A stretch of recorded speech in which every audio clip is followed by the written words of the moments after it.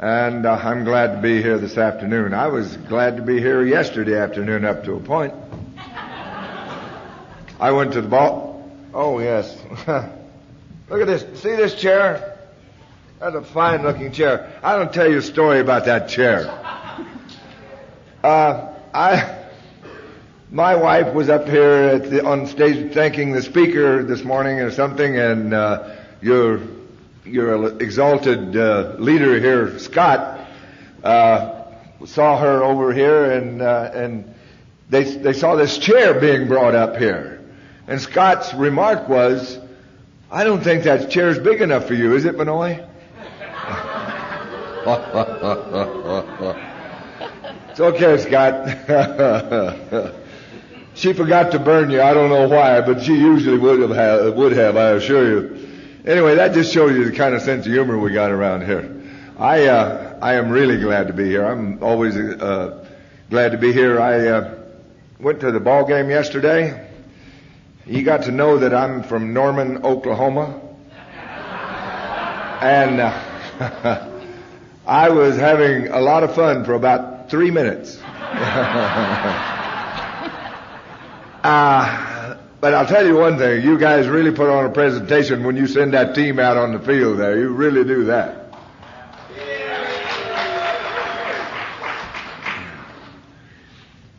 Too bad your offense didn't make but about 13 points. Defense had to do the rest of it for you.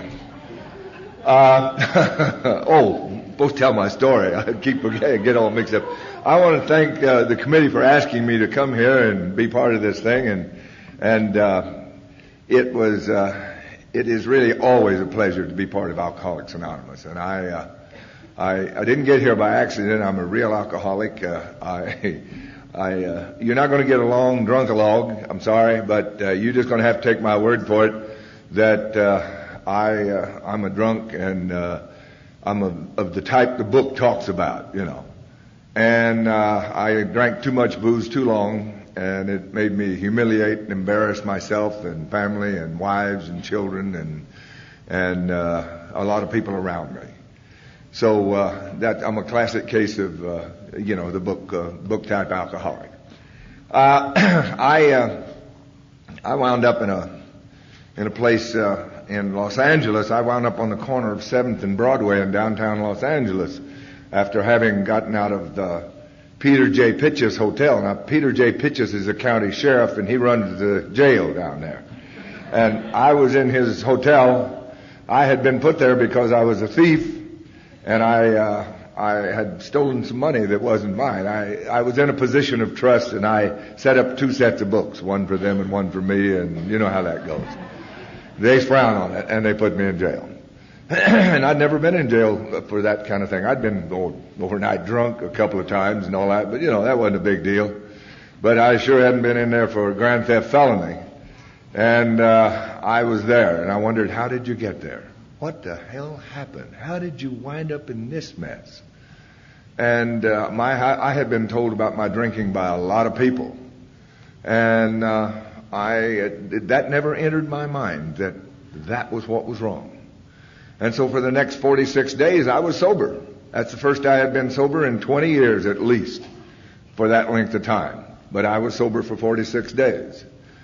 The disease was continuing, but I was still sober. So whenever I hear anybody talk about abstinence is the answer to alcoholism, forget it. My disease continued. And I got out of jail, and I borrowed $50 from a guy, and I wound up in this really fancy hotel down at the corner of 7th and Broadway in downtown Los Angeles. It had been fancy at one time, maybe 70 years before, but it was a flop house, and I was there, and I said, there again, I wondered, how did I get there? I got out of this jail because the public defender attorney concocted a story of some kind and got me out on bail. And he had told me that, I think that guys like you have a problem with alcohol, and I think you ought to go to Alcoholics Anonymous. Now, all he did was to get me very righteously indignant Because how dare him call me and tell me that I have a problem with alcohol and that I should go to Alcoholics Anonymous of all things. And I said, I don't legally have to do that, do I? And he says, no, but I strongly suggest it. And I said, well, I think I'll pass, thank you. And he just shook his head, and I got out of jail and walked on. I walked on down the street. I had a suit and tie left, and I had read in the paper there in the want ad section that they needed a credit manager at this jewelry store. And so I had owned a jewelry store about 6 doors down from that guy at one time, and I knew him well. And he knew that I was no longer in business, and so I just walked in there and said, hey, Larry, how you doing? Oh, I see you need a credit manager. He says, yeah, you want the job? I said, sure do. And so 30 minutes after I got out of the county jail, I was credit manager in a jewelry store on Broadway in downtown Los Angeles. And I wondered, well, of course the guy was a lush, so I could have probably told him where I'd been and he wouldn't have cared. But nevertheless, I went to work for this guy, and that's why I was staying at that hotel down there. And I used to get up and go to work from there. And after about a week of this, I thought, well, while I was in jail, I said, if you're out, you better try to cool it for a while with the booze. So for about a week I did. And of course I hadn't gotten paid either, and I didn't have any money, but that might have had something to do with it. But nevertheless, I cooled it for a while, and then came payday. And I'd been over there at the same old place that I'd gone, Duties. I loved Duties. Oh, the atmosphere was wonderful. It was really smoky in there, and it was just, God, I loved it. And I would go to Duties every chance I got. So I'd go around the corner to Duties, and I'd drink these Cokes. And I had about 3 of those, and I said, oh, to hell with this. Give me a double shot and a beer back. And I started some of the most insane drinking that I ever done in my life.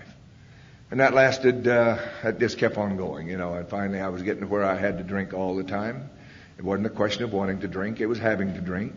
And the one thing that was with me at that time that had been for a long time, and that was guilt.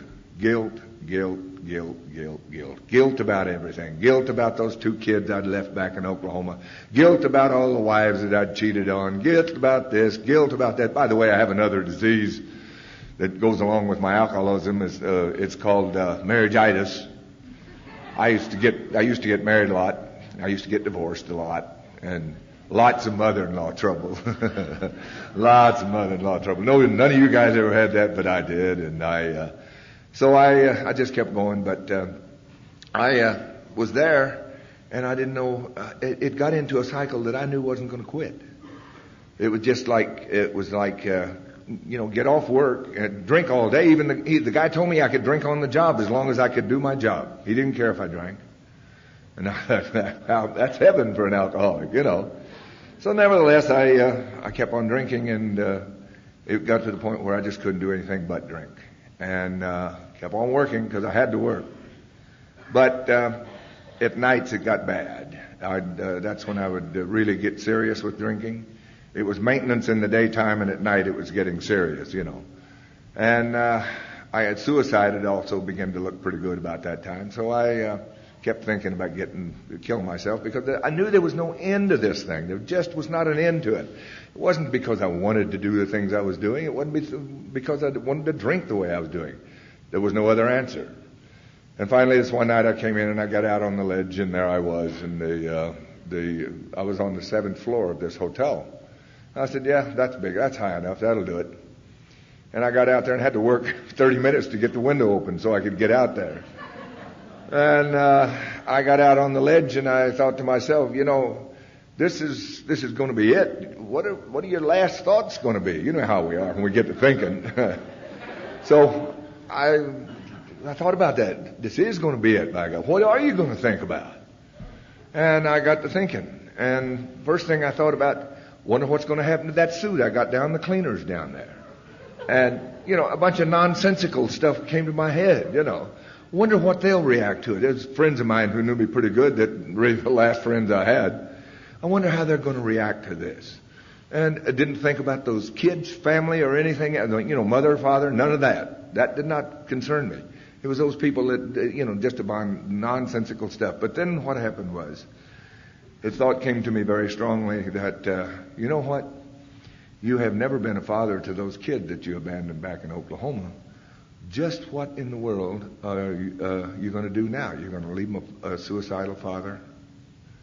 And that did it. I just could not make the move. It was very intense. And I know that my higher power was working then. I have no doubt about that at all, because I didn't have any fear at all of dying. That was not. God, it was relief that I was looking for. And yet, when that came about those kids, I just could not do it. There was just no way. And so I came back in out of the window, and I got one of the only amenities that I had in that room was I had a telephone. And now this, I got to tell you, this was after I'd been out all day drinking. And it's about 2:30 in the morning. And one of the things I did when I came back in, I said, that guy, that prosecutor, that defender, that public defender that told you what to do, he said to call Alcoholics Anonymous. Why don't you do that? Now, that was a lousy idea when he told it to me. It was still a lousy idea, but there wasn't a hell of a lot of choices there. And so I thought, well, maybe I ought to do that. So I tried to call Alcoholics Anonymous at 2:30 in the morning. Now, there was no answer, of course. At that time, they had nothing but an answering machine on there, and I just hung up on it. Now, I'm one of these kind of guys that my brilliant thinking when I'm in my cup comes about 2:30 or 3 o'clock in the morning, always.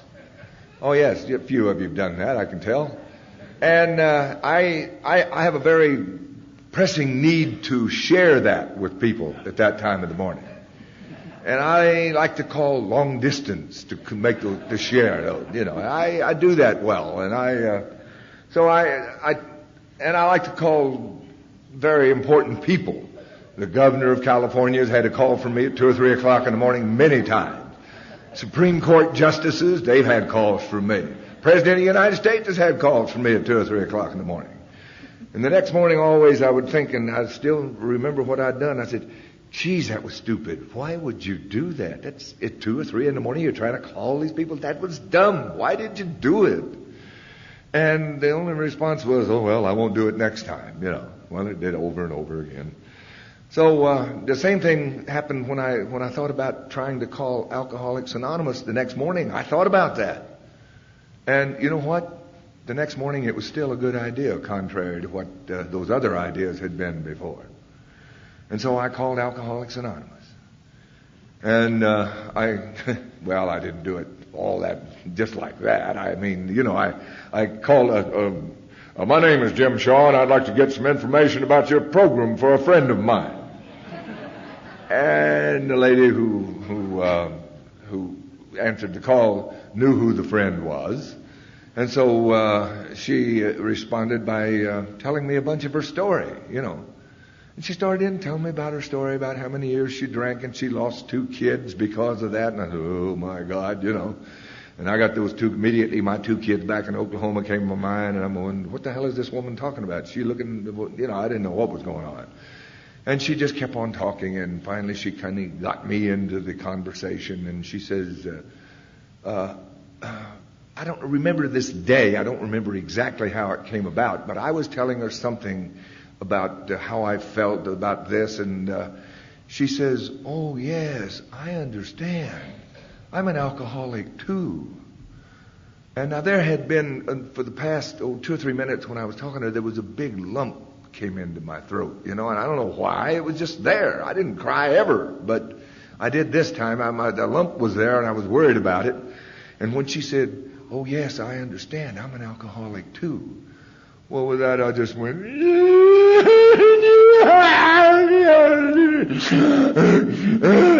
I just bawled and bawled and bawled and bawled. And I just turned loose.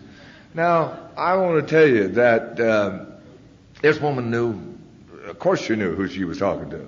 And she just let me cry, and then she let me cry. And then after a while, she says, could I ask you a personal question?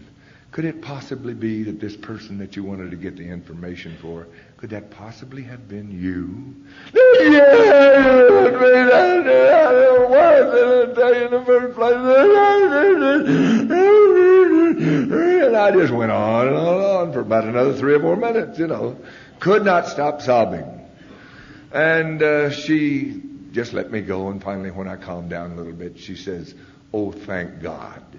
Thank God. Because if you're an alcoholic like I'm an alcoholic, we have the answers for you here in Alcoholics Anonymous. Won't you let me send someone out to talk to you?" Now, this lady had looked inside me where nobody had been in a long time.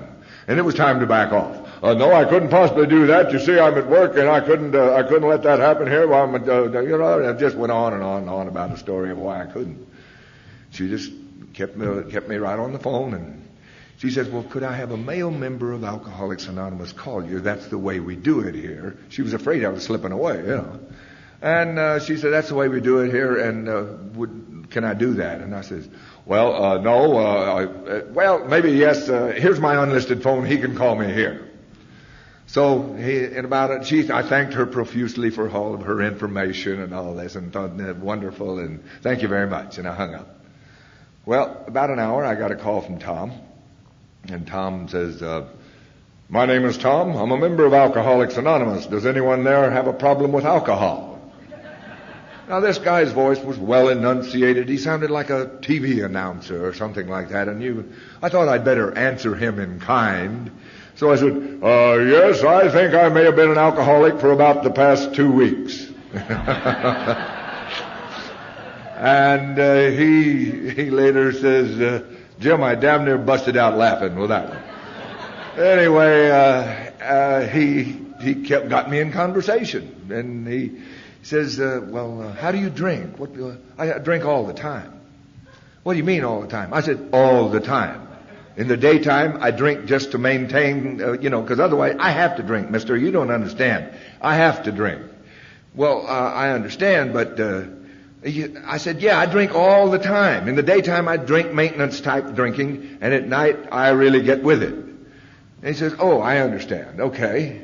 He says, then we got on the conversation some more about some different things, and I forget what all it was. But then he says, "Do you think you could not drink for the rest of the day?" Now, this is 9:30 in the morning or thereabouts. I said, "No, I really don't. Hell no, I could not drink for the rest of the day. You got to be kidding." He said, "But we don't drink in Alcoholics Anonymous." I said, "I'm in the wrong place already. I tell you got to be kidding. I got to drink all the time, mister." And I said, "I have to drink. You don't understand. I come apart if I don't drink." And he says, "Yes, I understand." I said, "How do you understand?" He says, "Well, I'm an alcoholic." I said, "Well, all right, then you understand what I'm talking about." He said, "Well, do you think you could try not to drink for the rest of the day?" I said, I can try, but I don't guarantee you nothing." And he said, "Well, why don't you try not to drink for the rest of the day, and I'll meet you tonight in front of your hotel." And I says, "What do you mean?" "Well, we'll go to a meeting." I told him where I'd live, and I said, "Well, what does that mean?" "Well, I mean, that's what we do in Alcoholics Anonymous, part of what we do." And so I said, well, finally I agreed to it. So he said, "Well, I'll see you tonight, and I'll meet you in front of your hotel about 5:45. He said, "By the way, would you try not to drink for the rest of the day?" Immediately when that phone call was over, first thing I did was go in the refrigerator, get me a can of beer, and get me a shot to hit that down with, because I'd already made a big mistake, and I knew it. So about 2 o'clock that day, though, I thought, if you're going to go with that guy tonight, you might ought to try not to drink for the rest of the day. So I thought about it, and I said, "Yeah, you're probably right." So I said, "I won't have any more for the rest of the day." Now, this is about 2 o'clock. As I told you, I drank all the time, and by 4 o'clock, I knew that it was a mistake. And because I was beginning to perspire rather profusely. And it was coming off in buckets full, and I could just shake it off my hands. And by 5 o'clock, it got a little worse, a whole bunch worse. And it was time for me to leave out there at 5:30. And by 5:30 time came around, this was a bad idea. And I got over there, and I only lived 3 blocks from my hotel. I worked only 3 blocks from my hotel. And this hotel was right on the corner of Broadway and 7th Street, and there were a whole lot of people out there standing in front of the hotel. Now, they were out there to catch buses and get rides and all this sort of stuff. There must have been 15, 20, maybe 25 of them, all standing around there. I'm out there about 5:45 now. By this time, I'm already beginning to perspire through my suit, and I am beginning to get just a little bit quick. I mean, it wasn't too much fun about that time. So I kept looking around. I'm kind of plotzing out there in front of this place, wondering who's this, what's going to go on, and all this sort of stuff. And all of a sudden, this car comes out around off of Broadway, stops right in front of the hotel, and this guy gets out. He kept on getting out, and I looked at him, and I didn't pay him a lot of attention, and then he began to look at the crowd there. There was, I said, 20, 25 people. He kind of panned, and he stuck his finger up like this, and he starts going like this, and all of a sudden he came back, and he started walking toward me. And he walks over to me and sticks his finger right in my face. He says, "Are you Jim?" I got my first resentment in Alcoholics Anonymous right there. Yeah, I did. I said, I knew darn well I didn't look like an alcoholic. And finally I said, "Well, yes, I am." He says, "Good. My name is Tom, and I'm a member of Alcoholics Anonymous. And I want you to know that no matter how big your list of problems was today, it's just half that size right now." And I thought, what the hell is he talking about? And so he says, he explained that a little further. He says, "You probably had a great big list," and he says it's very important, I'm sure, because there's a lot of problems in your life and all that. But he says the first thing has to be that you have a desire not to drink. And he says, I guess you have that, or you wouldn't be standing here. So that makes your problems just half the size they were this morning. And I thought, well, whoopee, It was just one of those deals that I didn't know what the heck he was talking about. He knew, but I didn't. But anyway, he says, "Come on, let's go have something to eat." And he's just grinning, and I'm saying, oh, God. I hadn't been doing a lot of eating in the last few weeks, I guarantee you. The only thing we had some of that today at noon. I used to eat a lot of chili. That's all I ate was chili, because that's all I could hold down, and it was all I wanted. And, I just wanted enough so I could go ahead and drink some more. Anyway, we insisted, and we went to this place over there, and I had a bowl of soup. Now, I'm just working on this soup slow. I mean, they're already through, and I'm still working on this soup, and we're talking all the time, and they're talking about their alcoholism. I'm talking about nothing in the general, just listening a lot, and I'm getting a little bit quicker. I'm really getting a little bit quicker, and I keep telling them I need a drink. If I don't get a drink pretty soon, I'm going to come apart. Now, you guys need to help me. I need a drink. Yeah, we'll get you one. If you'll just wait about 20, 30 minutes, we'll get you one. If you really have to have it, we'll get you one. And said, let's go eat, and let's come on and do the eating. Well, I finished up just about all I was going to eat there anyway, and I got this last spoonful in my mouth and barely got my spoon down. Tom was sitting over here, and Ed's over here. And all of a sudden, I'm starting to say something to Tom, and I go right over in his lap. I mean, all that soup went right in his lap. And I looked at him. I thought, he'd probably just kill me, He just started laughing.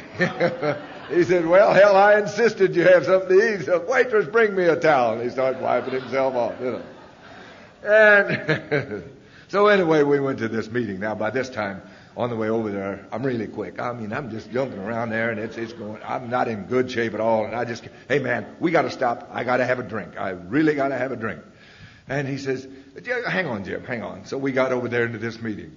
And the place was in the basement of a church over in Hollywood. The smoke was boiling out there. I mean, it was just boiling out there. And I said, "What the heck kind of place is this? Is this a religious thing?" I really had no idea what AA was. And he said, "Oh, no, it's not. We're spiritual, but we're not religious." I said, "Oh, one of those things." I don't know. What you got to understand is 3 brothers. 2 of them are preachers. The other one's a deacon in his church. My sister was a member of the WCTU, and then there was me. So I knew what all this business was about, And anyway, we got in this church, and God, it was loud in there.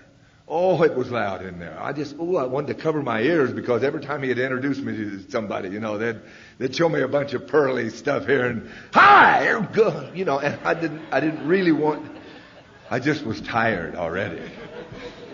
So we get in there and it was just horrible, and hi, meet Jim, he's new. Hi, and I'm jumping and I'm just, by this time I'm a total nervous wreck.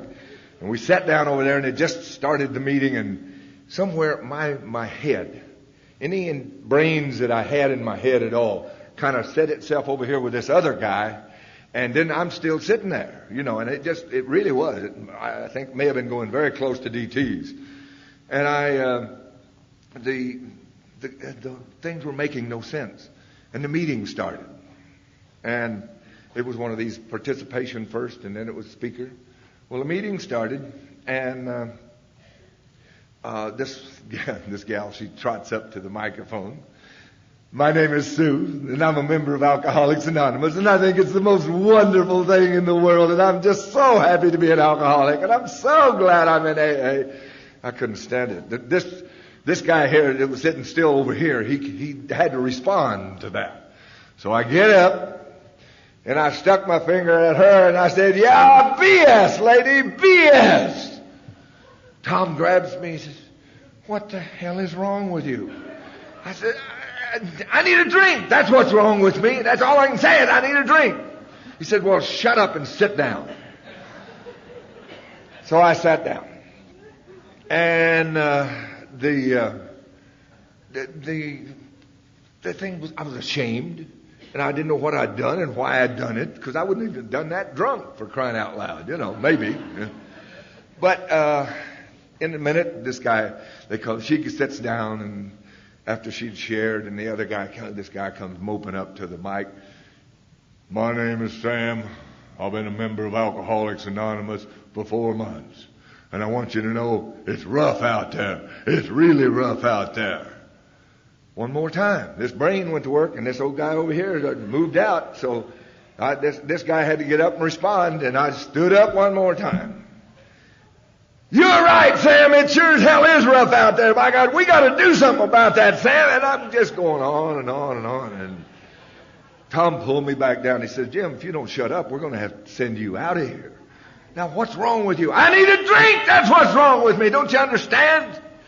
And he didn't understand. He says, I want you to shut up and listen. Well, they had a little break, and then we came back, and the meeting kept on going. About a year and a half later, it was over. And it sure seemed like a year and a half, I guarantee you. And so they said, come on, we're going to go get you that drink. And I said, thank God. And so with a whole bunch of them got into cars, and they all headed for this same place. And I looked at the place when we got there. I didn't see no cocktail sign or neon lights or anything like that. But I did see a beer sign in there. I said, well, hell, that'll do in a pinch, So we get in there, and Tom looks at all of the people in there, and they've all assembled. He said, we want that booth right over there, please. It was the only one in the house where they could seat 6 people. They took me and they put me on the inside and put a fullback next to me so I shouldn't get away. You hear that, Skip? Skip knows who he is. Anyway, they kept me on the inside there, and they started talking to me. There was 6 of them in there, and Tom was sitting down at the end. And they started talking to me. Jim, you're going to love Alcoholics Anonymous. It's the most wonderful deal I've ever had. And without missing a beat, the next one said, Jim, Alcoholics Anonymous is the best deal I ever had. The next one, Jim, Alcoholics Anonymous is the greatest deal there is going. And right on down the line they went. And I said, holy mackerel. And so I had to rest a little bit. I laid my head down on the table like this. Because they had already warned me out about how wonderful Alcoholics Anonymous was. And while I had my head laid down, I heard some rustling going on, some movement of some kind, and I didn't know what was going on and didn't care. And so when I took my head up, they had run in a whole new crew, and they began to tell me how wonderful Alcoholics Anonymous was. So before the whole day was over with, trust me, I knew you were a bunch of wonderful folks. And I thought, oh, God, Anyway, I says to Tom, where's my drink, And he got serious with me, and he says, Jim, let me ask you something. You see all these people here? At one time or another, they had to have a certain time of the day that they took their last drink. Now, you told me that you had your last one around 2 o'clock. Is that right? Yes. Well, why don't we let 2 o'clock be the time that you had your last drink? And I knew he was serious. And I said, man, you don't seem to understand. I can't do it. I cannot not drink. I don't know how you guys do it, but I can't do that. I just can't not drink. I have to drink. He said, I understand. We all had to do the same thing. And he says, won't you at least try? I thought, well, he's not going to let up, so I might as well say, yes, I'll try. Okay, I'll try. Well, that's when they started telling me how wonderful it was and all this sort of stuff, and it went on and on and on. And finally, I thought in my mind, I'm looking at that clock over there, and I said, I got to get out of here before 2 o'clock because the liquor stores close at 2, and I got to have me a supply before the night's over. And all of a sudden, they got me back in conversation again. And I look up and it's 10 after 2. And they'd all been watching me watch the clock. And I'm looking up and I'm looking at Tom and he's just grinning. I said, you guys tricked me. He said, yeah, we did, didn't you? Funny as heck, So anyway, I said, well, I still always had a reserve there. I mean, I always had some kind of reserve. I had a half pint. And so I get back to I already thought about it. I was going to get back and get upstairs and get me a shot real quick after I get out of this car, And when I got out of the car, I was going to jump out and go, thank him and go. And what I did was I jumped out and here's this guy already standing up there looking at me. He'd already gotten out of the car and he's looking down at me. And he kind of looking at me funny and he says, Jim, are you going to pour it out or am I? I said, what are you talking about? He said, I'm talking about that bottle that you have up in your room. And I started to protest real loud, but I knew this guy had me. I mean, I just knew he had me. And I just shook my head and I said, man, if it gets poured out, you're going to have to do it because there's no way I can. So he says, come on, let's go get the job done. So we went up there onto the 7th floor, and he says, what happened to your window over there? I said, well, I had a little problem getting it open. That's the one I tried to jump out of. So anyway, I got up there, and he says, you know what, Jim? One of us will stay with you tonight because it's going to get worse. I said, man, how can it get any worse than it is? I've been through this crap before. This is about I know it's going to be rough for the next 24 hours. He says, yeah, that really is. And he said, well, why don't you let one of us stay? I said, no, I'll do it. And I don't recommend that, by the way, to anybody out there new or who's brand new. I really don't. So anyway, he left, and I didn't sleep at all. I got up the next morning. I'd just been laying in bed, and the phone rang. And it was Tom. Hi, Jim. Did you have to drink last night? No, I didn't have to drink last night, but by God, I wish the hell I had, and I feel crazy as hell, and I feel like I'm going to go blow my top right now. I don't know what's going wrong with you. Why did I ever listen to you? And he just let me go, and he says, I tell you what, I would really have been disappointed if you felt any other way, Jim. But he says, hang in there, and we'll go to another meeting tonight. Ah, whoopee! We'll go to another meeting tonight. And so he said, he thought it was funny, I was serious as hell, he wasn't. Anyway, about an hour, I got another call from this guy, Ed, that was with me, and he says, Jim, I hope you didn't have to drink last night. He says, but try your best not to today. I said, I didn't last night, and I'm going to try today. Thank you very much, Ed. And so on the hour, I got to work, and on the hour, on that unlisted phone that I had given, the number that I had given to him, I got a call from those people that were there that night before down at that restaurant. Did you have to drink last night, Jim? No, I didn't have to drink. Thank you very much for calling. And when the boy was over, Jesus, not another one, Anyway, we'll go to another meeting tonight. Oh, wonderful, just all that sort of stuff. So, they kept on, and they did exactly what they said they'd do. They picked me up. We went to another meeting, and little by little by little, it began to get not okay, but a little better. And about the 5th or 6th day, I think I had just a little bit of one of the most basic ingredients that we must find if we come to Alcoholics Anonymous and are to stay. I think I found just that much of an ingredient called hope.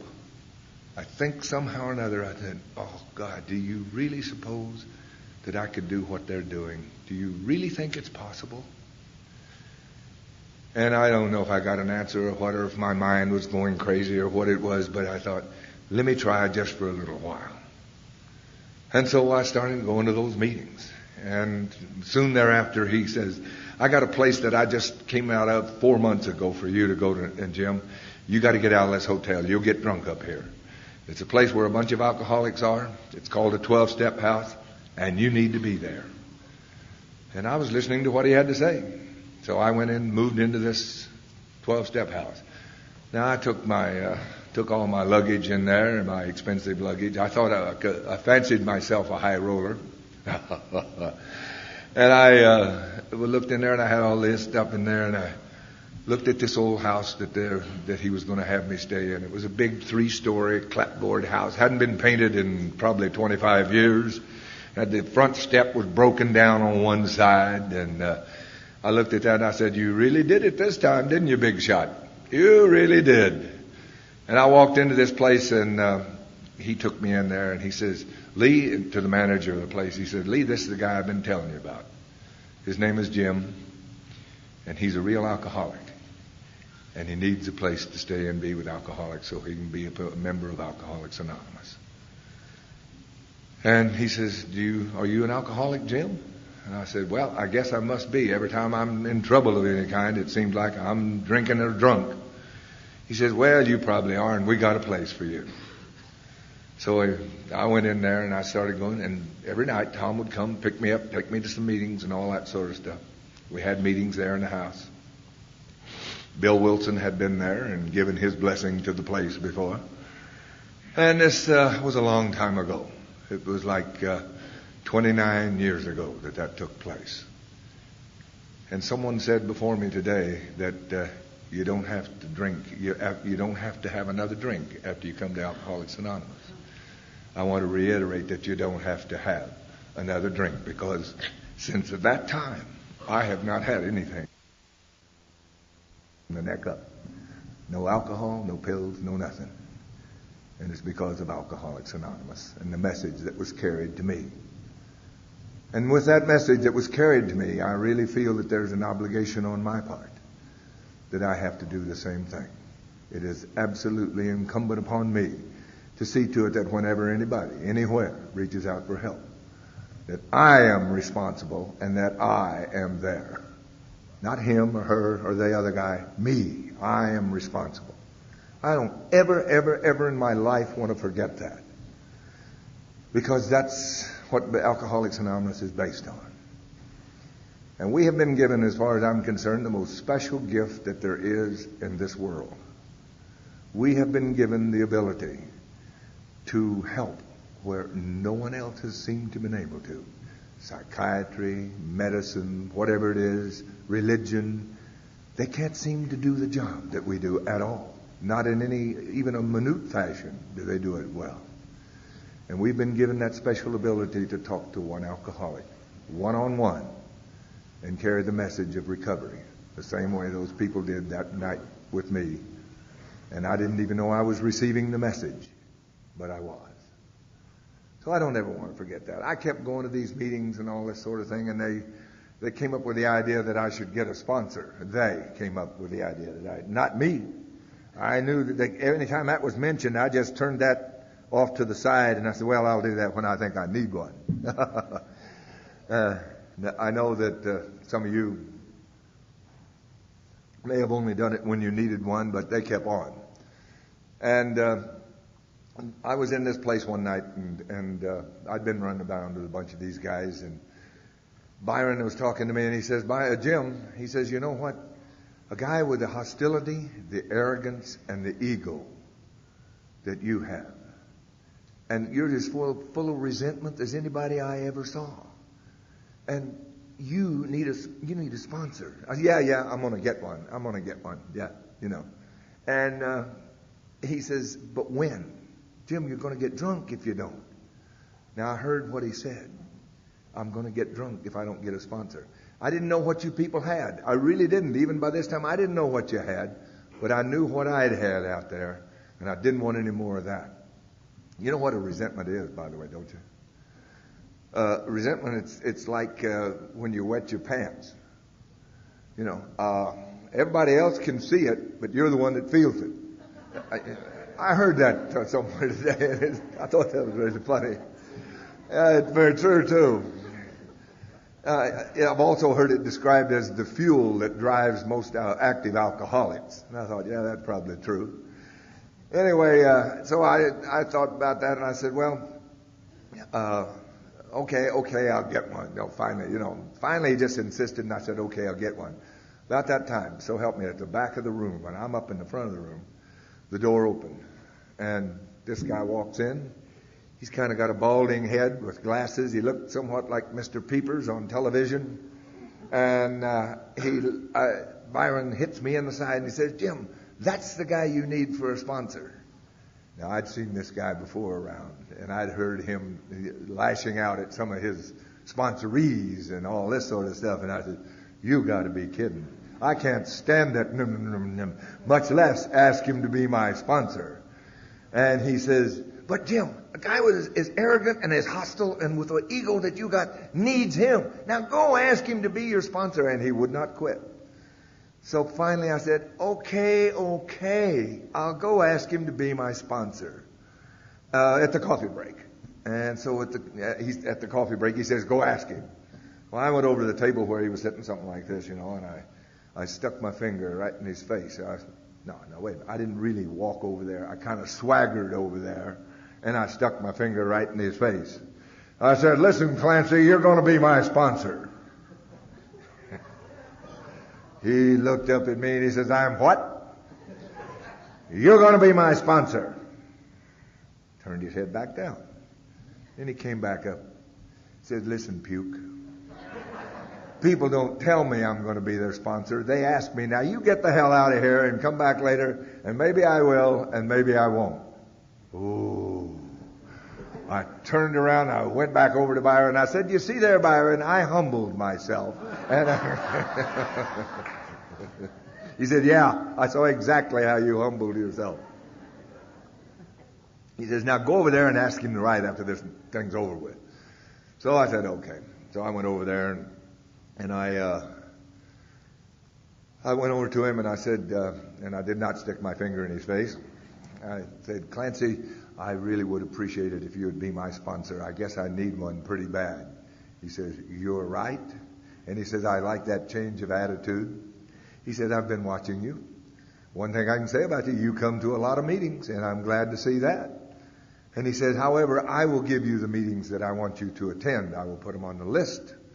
And I will expect you to be there every single day at a meeting of Alcoholics Anonymous. And I'll tell you when to quit going to a meeting a day. And he says, by the way, before I consent to the idea of being your sponsor, you need to understand something. I have a little list of rules that I have. These are not for debate. These are the rules that I expect you to follow. And let me tell you what some of them are. And he says, you will be at a meeting of Alcoholics Anonymous every single day. You will be there at least an hour before the meeting begins, and you will help to set it up. You will go see the secretary and get yourself a commitment. Do you know what a commitment is? And he just talked to me like I was some 2-year-old kid. And he went on, and a half hour later, the list was just ended of the rules, And I heard the strangest noise coming out of my mouth. I said, okay, I will, And there I was. And so I started going to meetings of Alcoholics Anonymous in the manner that my sponsor had suggested. In fact, he told me, he says, we don't have much time to talk here, but he says, I want you to come down to my office tomorrow, and you and I will discuss a little further what your future will hold. Now, that sounded ominous to me. But I said, okay, I'll be there. And I went down to his office. And when I got into his office, he closed the door. He said, I don't want any calls right now, thank you. And he started telling me there was a different Clancy sitting there. It wasn't this arrogant, smart-ass, what kind of guy that I'd seen before. There was a guy who knew exactly what he was talking about. And he said to me, he says, Jim, I want you to know something. I know you better than you will ever dream that I know you. I know what's going on inside you. I know what motivates you. I know what keeps you surviving. And he says, and I know the biggest item that you have going on in your life today is fear. That's what makes you hostile. That's what makes you arrogant. That's what pushes your ego to where it is. He says it's all fear. And I wondered how in the hell he knew that, because I hadn't told that to anybody. And he says, let me say something else to you. If you will do what I ask you to do, I promise you. And he said, let me say that one more time. I promise you that your life will change to the better. And you will never know just how much it can change until you start trying to do what I'm going to suggest for you. Will you do that? And I started crying again. And he says, and don't be afraid of crying. He says, we have all done it. Many of us in the dark of night.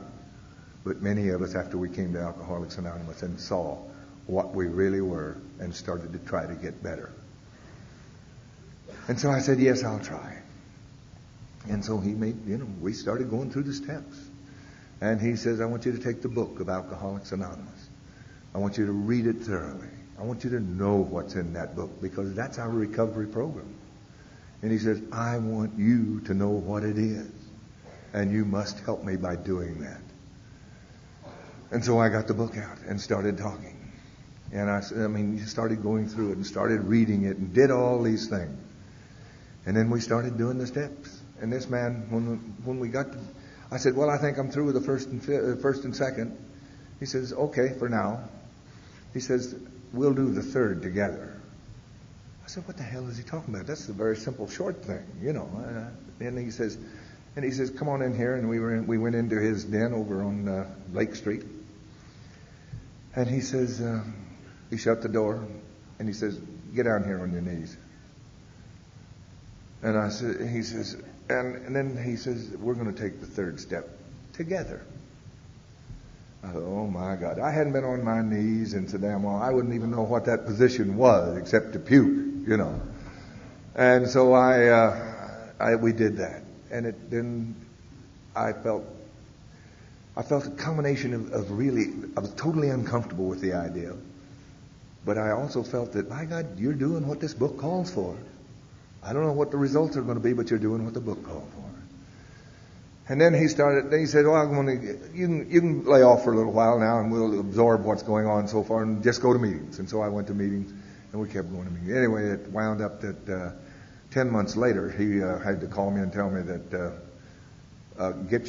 I'd been putting off the fourth step for I don't know how long. And he said, get your fourth step ready within 2 weeks or get a new sponsor. And he didn't mince words. He wasn't mad or anything else. He'd just get a new sponsor. So, by the way, I happen to have one of the people that I sponsor, who I'm very privileged to sponsor, who lives out in the western part of Nebraska, and he is here today. And Tom, 2 weeks you got.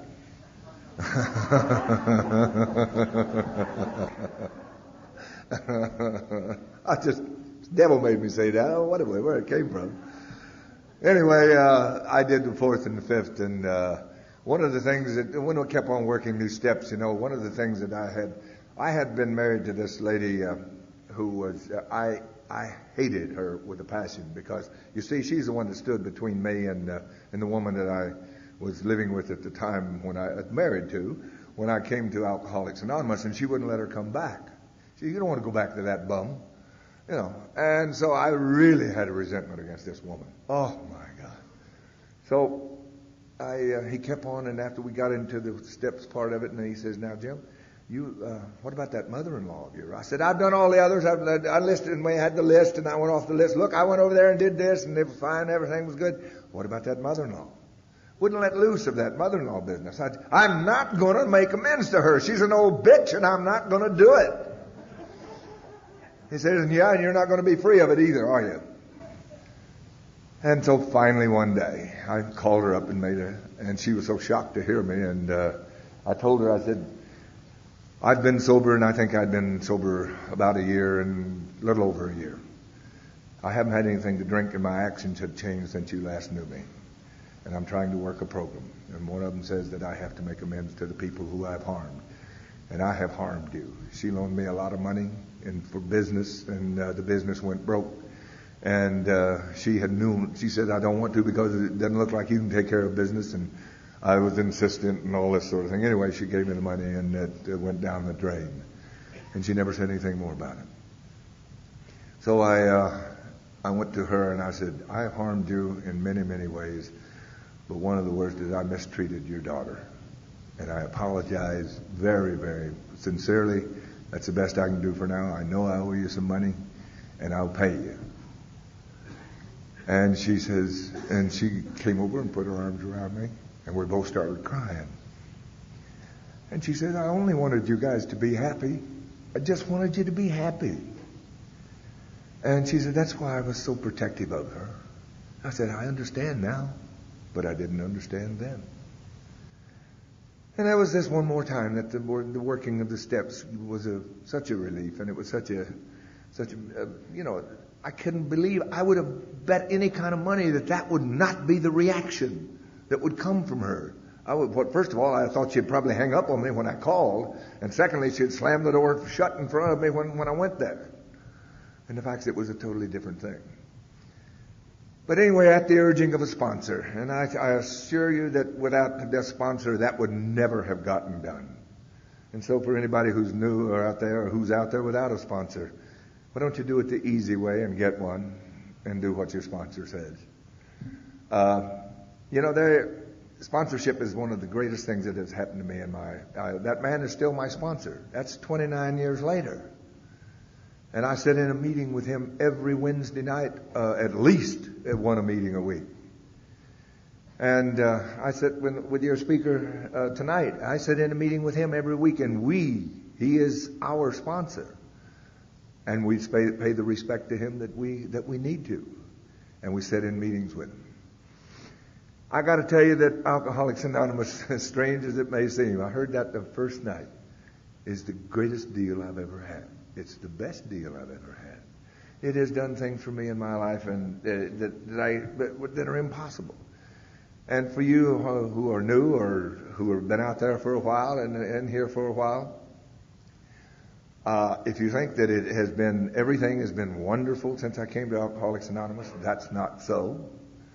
But I'll tell you one thing that it has provided. It has provided a vehicle for me that I did not have to react to adverse conditions by going out and getting drunk and making the conditions worse. And that's what has always happened in my life before I came to Alcoholics Anonymous. I was in,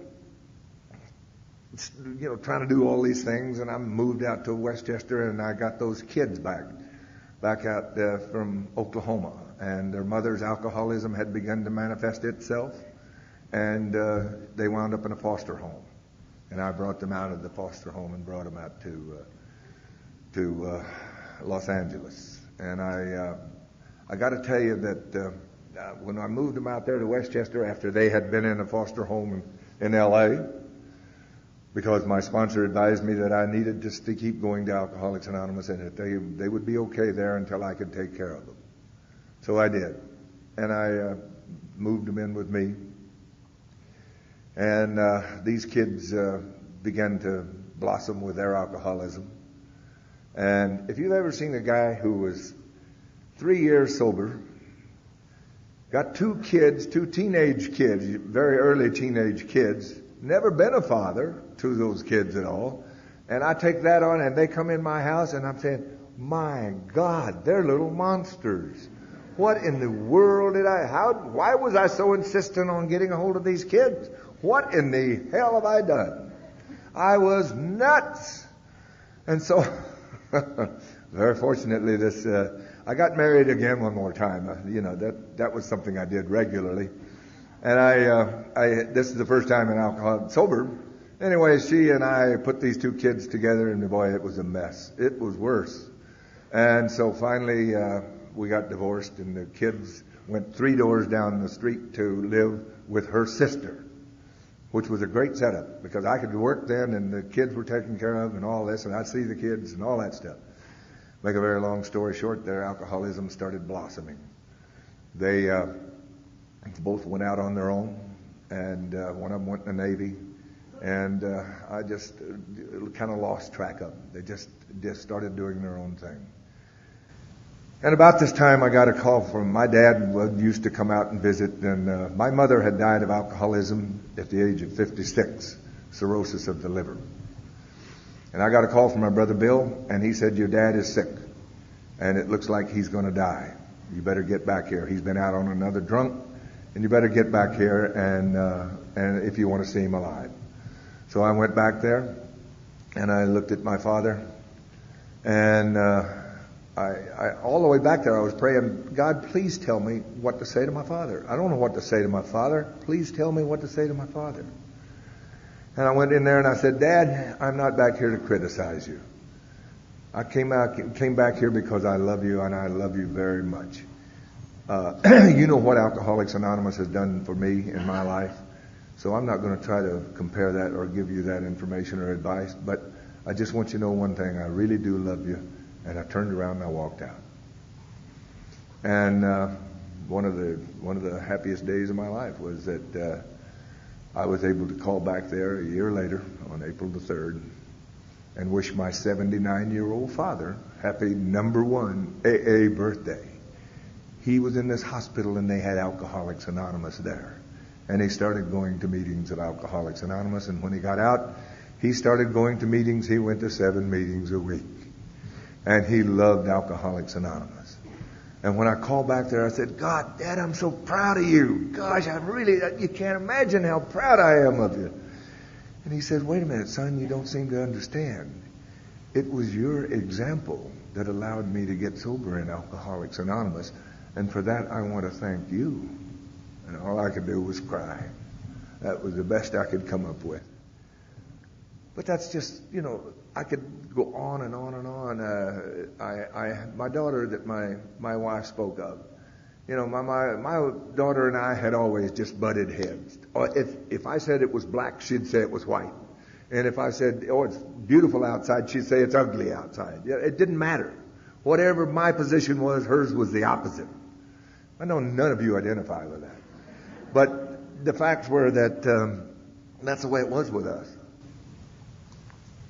And we had moved back to Oklahoma. I wanted to be back there with my dad, and we'd moved back there. And I had moved back there. We got married back there.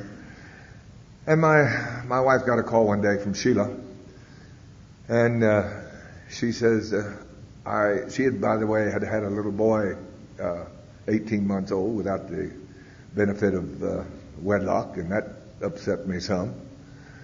Anyway, she says, "I guess I'm just going to have to put Brad in the foster home and walk the streets because I can't take it anymore." And my wife says, wait a minute, let me have your dad call you." And I tried to call her back, and no, she wasn't there. She'd already gone out, and she was out drinking someplace. And so the next day, Benoit did get a hold of her. And so what I told Benoit was to tell her that we'd send her a ticket back to Oklahoma. And she could come back there, and she could stay with us till she got her life straightened out a little bit. And she came back to Oklahoma, and she brought all she possessed in about 3 boxes about that size. And she brought this little boy. And I'd already told my wife, I said, "Now listen, you got to understand something. I am not going to get emotionally involved with this kid. Do you understand that? I am not going to get emotionally involved with this kid. She can come back here and we'll do all we can to help her and all that, but by God, I'm not going to get emotionally involved with that kid." And she says, "Yes, dear." And so she went out to the airplane to pick her up. And there she came with her boxes and the little boy. And I know that she came to the house, and And this little boy, and I know it took, after that kid got there, it must have taken 6, maybe 8 hours before he had me wrapped right around his little finger, you know. And he still does. And that is just part of the deal. You know, it's just part of the deal. But she came back there and, oh my God, you know, it was all the same old stuff. She didn't say a whole lot because she was living in my house. But it was that same old confrontational stuff. And I told her, I said, if you stay here, you're going to have to go to one of the meetings. She said, I'll go to Al-Anon. I said, that's fine. That was okay for about 30 days until she got drunk, she and her sponsor, and she went into a blackout. So then I said, I don't think that's going to work with you. And finally, then one day she had the little boy, and she had moved out into an apartment, and she had misplaced the little boy. And I want you to know I was some upset about that. And so she finally did find him and that sort of thing, and I got a hold of her that night, and I said, Sheila Marie, I want you in my office tomorrow morning by 9 o'clock. You and I have to talk. Now, I'm a yeller and a screamer and all of that by trade. You know, that's just what I do. And I knew that was not the approach that was going to work. Somehow God gives us those little things that He knows that we need them. And so He gave me the information. You got to settle down. And so I said, God, please help me. And so before she came down there, I prayed real hard for God to not let me yell and scream. So I went in there and I looked at my daughter. She came in and she says, hi, Dad. I said, hi, Sheila. Sit down, baby. I want you to know something, sweetheart. Your dad loves you more than you can just imagine. You don't have any idea how much I really do. We've always butted heads. We've always been at loggerheads with one another. And I hope that we can someday change that. But I got to tell you something. You got to change something. And I don't know what it is. Because when that little boy was lost and you didn't know where he was and it was snowing outside and it could have been anything, I want you to know I was terrified. You know why I was terrified? Because of your mother's alcoholism and my alcoholism, you kids wound up in foster home after foster home. And that has made me sick all of my life. And it's made me guilty all of my life. But I want you to know something. I really do love you. Even the way you are today, especially the way you are today. But you got to know something. If you don't do something, I'm going to have to legally take that child away from you. I will not let my grandson suffer the same kind of consequences that you kids did. I just won't do that. And she looked at me and kind of dropped her head, turned around and says, I understand, Dad. And she walked out. But I had not raised my voice hardly above a whisper. And I was really grateful for that. And I was sitting in my usual place in the meeting of Alcoholics Anonymous that I go to on my third row back on the aisle. And they asked for newcomers. And my wife hit me in the side. Jim, look back there. There was my daughter. And she was holding her hand up. And she was holding her hand up, and I looked back there, and I was asked to it was a participation in the beginning. It wouldn't, participation first, then the speaker. And they asked me to participate, and I said, just saw one of the best Christmas. It was around the 15th of December is when it was. I said, I just got one of the best Christmas presents that I could possibly have. My daughter just raised her hand as a newcomer. I couldn't ask for a better one than that. And now it's you people's turn. Let's see what happens with Alcoholics Anonymous in her life. And I sat down. And I want to tell you something. If I live to be 197, I will not forget the way I felt that day, the gratitude that I felt to members of Alcoholics Anonymous, because they had rallied around her, and they had just started showing her the way. And that's what we do here. We show others the way. The whole thing that if you take any of our meetings, any of these conferences or anything else, and you boil it all down, outside of maintaining our own sobriety, our whole effort and our whole reason for being is to carry the message to the alcoholic who still suffers.